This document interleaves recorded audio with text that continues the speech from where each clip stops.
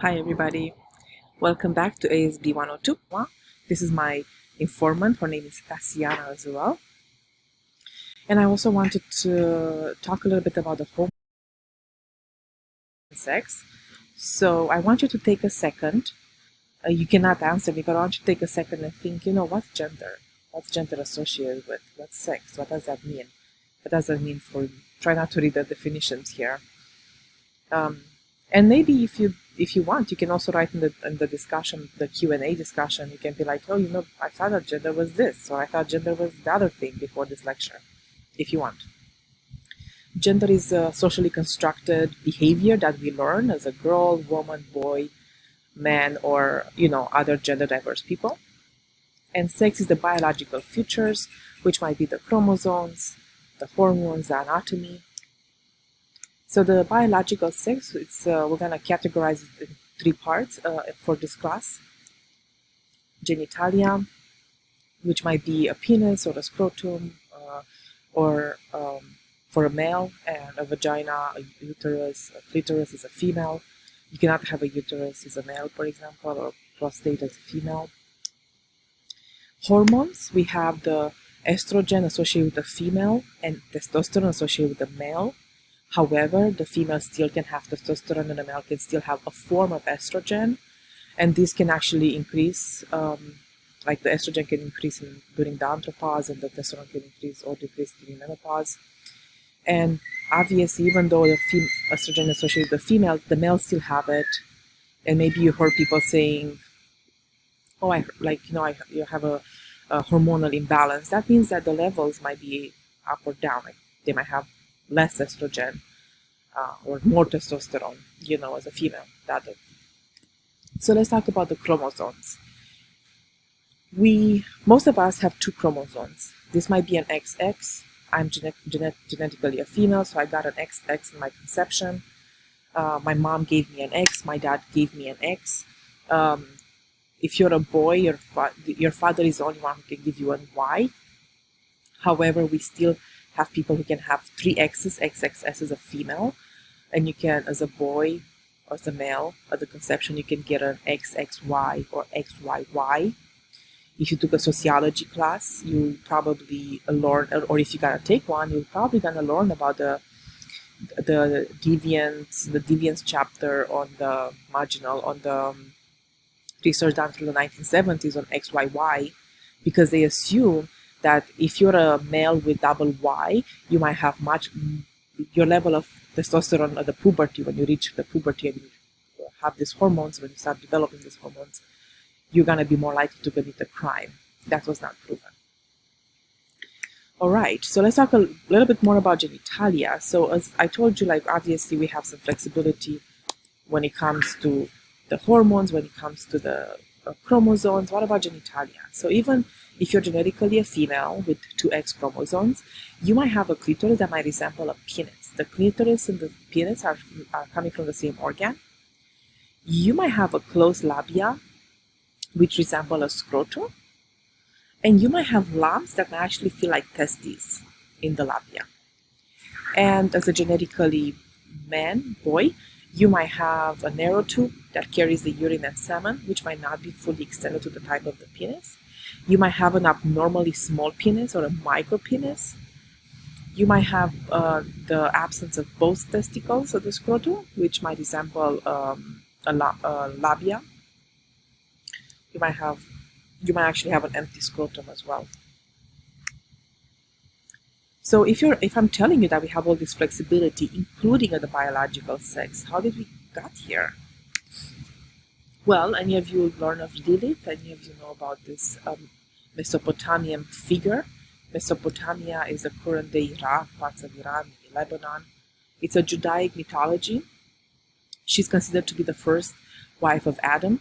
She's the primordial she-demon. She's sometimes considered to be the wife of Satan. Banished from the Garden of Eden because she did not comply with Adam. So no wonder she became the feminist figure in our days. She was mentioned 8 times in the biblical Hebrew, but once the Bible was translated into the vulgar Latin, it was only mentioned once. So as we talked a couple of weeks ago, the translation is extremely important. It's extremely important to make sure that the words, because language is a dynamic, the same as culture, the words that we're going to use today, we make sure that we find the right translation to the words that they used 2,000 or 4,000 years ago. Just as a reminder that most of the people in power 4,000 years ago, even 500 years ago, even nowadays, they were usually males in high positions from wealthy social class. So then, okay, so you're telling me that happened 4,000 years ago. Why should we care? Well, we should care because based on how do we actually construct the gender is through the process of enculturation. And that's where we learn about the culture that we live in. So based on this mythology, then that's what this mythology became written down. It became in a religion. It became 3 religions, actually, multiple religions. And these were the ones who told us what's right, what's wrong, what's a norm, what's a not, what's moral. So the moment you are born into your family, regardless if it was extended or immediate family, your family told you. Your family told you how you're supposed to act, what you're supposed to wear, how you're supposed to talk, based on your culture. They told you that. Then you probably went to some type of worship place. At least once in your life you went, even if you're going to tell me your parents were atheists. So even if that was a church, regardless of the denomination, or a mosque, regardless of the Islamic denomination, or a Sikh temple, this is from the North Phoenix, your guru, your Hindu priest, they told you what's appropriate. And even if you can see here, these are also gender words, right? Like a priest, a guru. A lot of the religious specialists were males. We have very few cultures where the females were the religious specialists. Then you come to college, and in college, they kind of challenge you some of these views. Before I started this lecture, some of you probably had some preconceptions of what gender means. Probably some images came to your mind right away. So let's have the first exercise. Okay, so you're gonna tell me, what about me? How was I exactly specifically enculturated?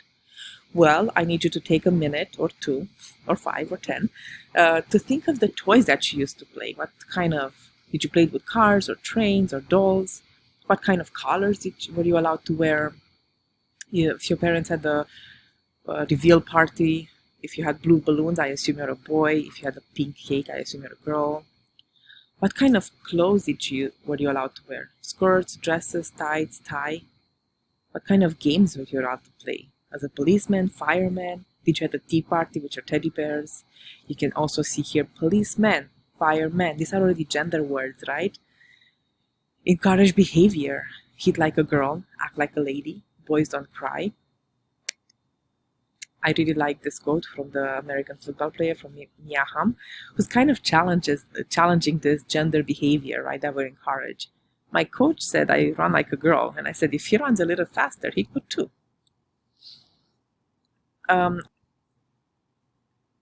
Even if that's the case, the society still cares about your gender. The society will still organize us based on some gender stereotypes, and we'll see how we still have gender separation historically in the United States and also currently throughout the world. So some of the stereotypes will be that the men don't cry. Well, that's humanly impossible because men and boys are humans too, and that's a very natural feeling to have. I was told by my students in Dubai that this is not the case for them, that they are actually encouraged their peers to cry and they don't have this toxic masculinity that we're going to also talk more about it in class, that we have it in the West. Or like the macho views in Mexico, for example. And gender separation, you're gonna tell me, well, we don't have it yet. We don't have it anymore in the United States. This is from a current show, Mad Men, and this is showing the culture of the 1950s and 60s in the United States, the golden years that people want to go back to, where the females were only allowed certain positions. They were paid way much less than men, and the positions that they were acceptable to work was secretaries or nurses or teachers, like primary school teachers. You wouldn't find someone like me. I'm an immigrant. English is my second language, teaching at the university. Um, and also, not all the females were encouraged. Like you will see in the movies, like it's kind of perceived negatively that the female is working because, the man is the breadwinner of the family. He's the one who's earning all the money. And maybe that was true and not even true probably in the 1950s and 60s. But in our days, 2019, 3 years ago, it shows that 40% of the females in the United States are the breadwinners of the families. And nobody talks about it. We still have these stereotypes. When it comes to gender separation, this is 2016 in United Arab Emirates. This is not Dubai. This is next to Dubai in Sharjah, a more traditional emirate from the UAE. And you can see here, I'm in a restaurant, and these are their curtains here. And the reason why they're curtains is for the privacy of the females, for them to feel much safer. If I would have worn a baya or hijab or burqa or shayla or niqab, based on where you are in the Middle East, like my Egyptian sister-in-law, I would have felt so much comfortable to have this privacy where I can take it off so I can eat. I did find it odd when I first went there, but after living there for a few years, I was like, I'm all about having my own private space eating outside. This is the Afghan woman. In the 1990s, Taliban was actually in charge of Afghanistan, and then they lost control until August last year. During the Taliban years, the females were not allowed to study at all. There was no school for them. And as of last week, the New York Times, the press secretary of Taliban, or I should say the Afghan government, stated that girls can only go until 6th grade. So you can now go to a post-secondary education. Like if you have any females here, that will be not allowed if you're in Afghanistan.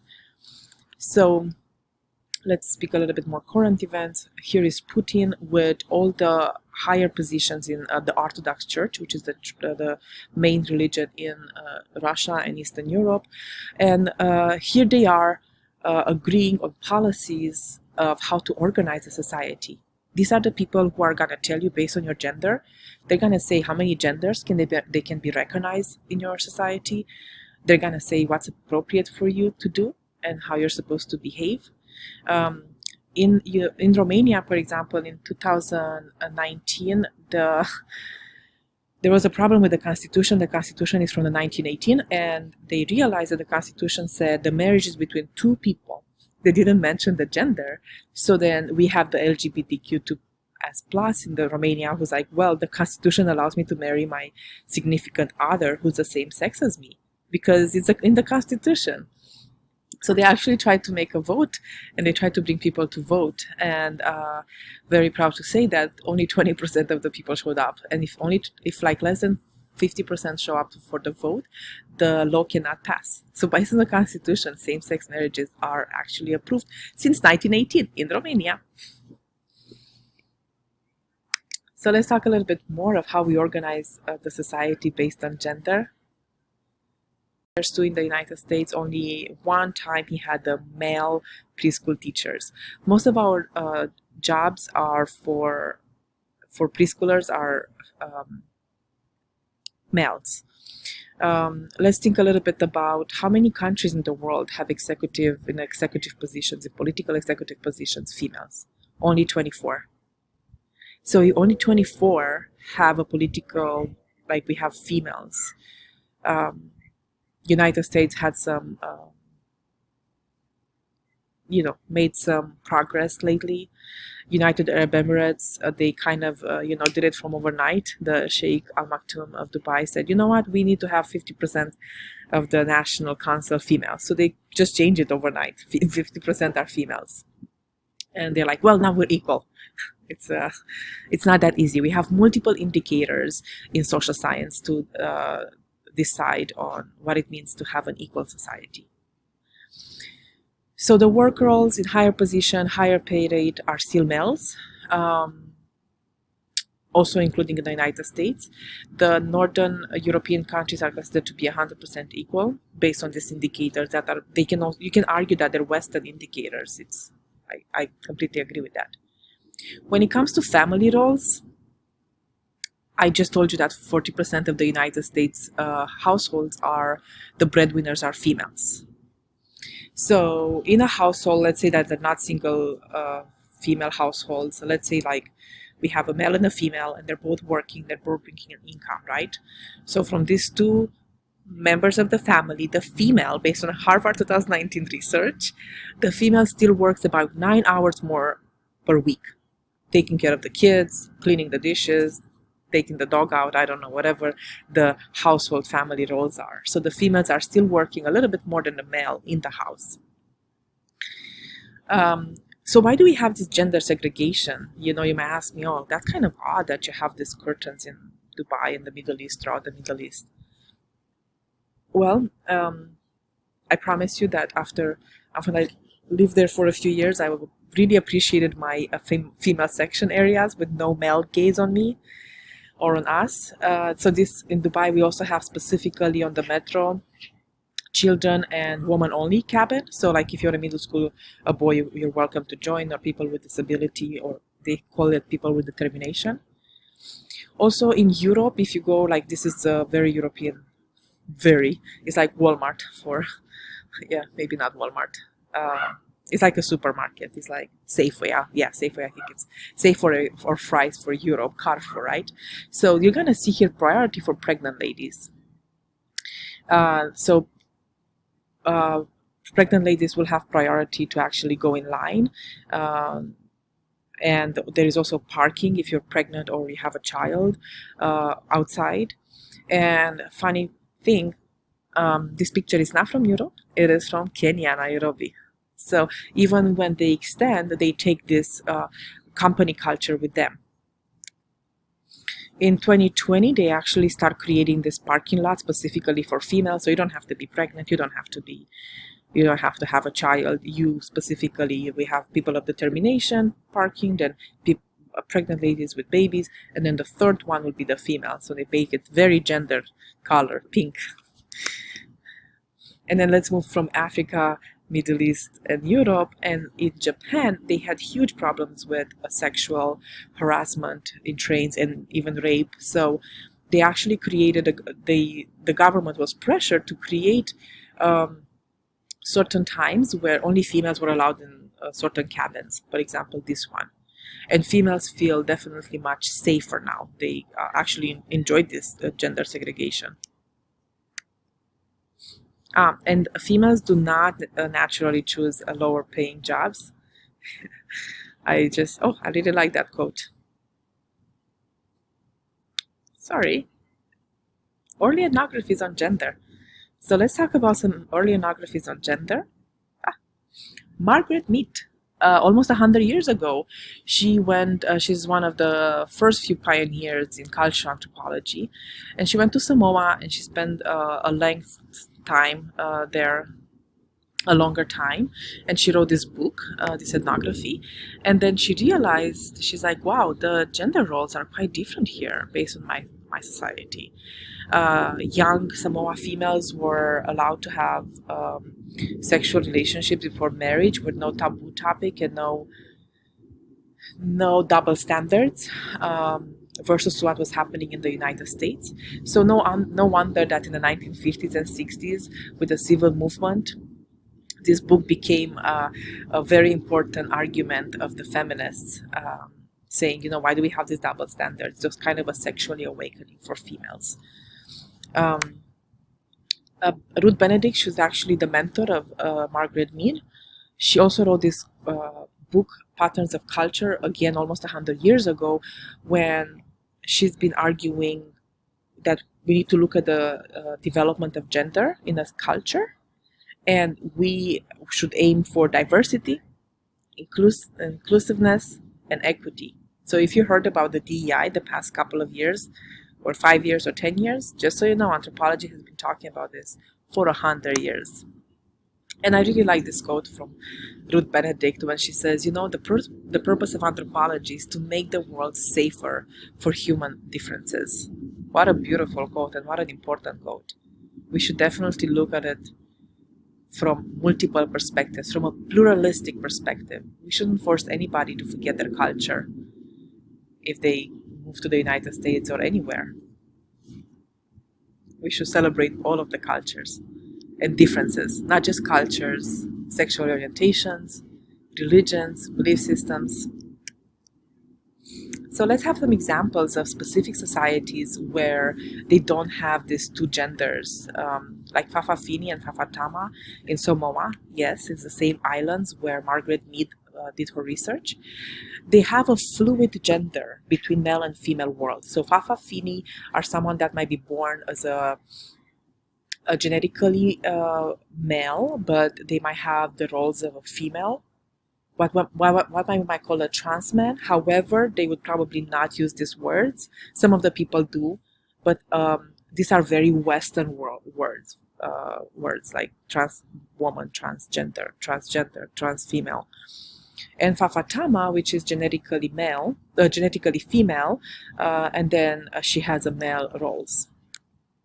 So in this society, the third gender is actually celebrated, it's well respected for the strength, hard work, and the ability to discuss taboo topics. This is 2020 Fa'afafini, Miss Fa'afafini. This is not a society where you have to come out. There is not a conversation about that. This is just it. They recognize these four genders, and we don't have to talk about it.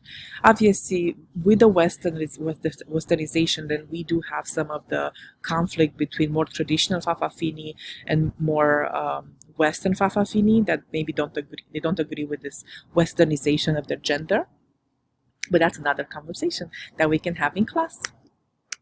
And let's talk about Indonesia, the Bugis. The Bugis is one of the largest ethnic group in South Indonesia.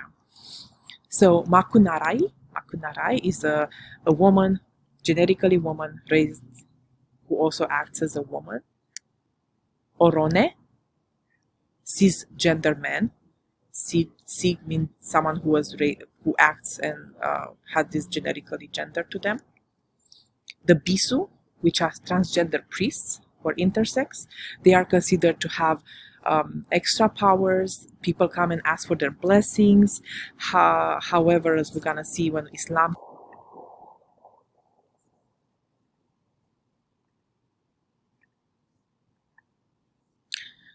a lot of the Bisu did not actually want it to be perceived as Bisus, just because Islam did not really allow these 5 genders that they recognize in Indonesia.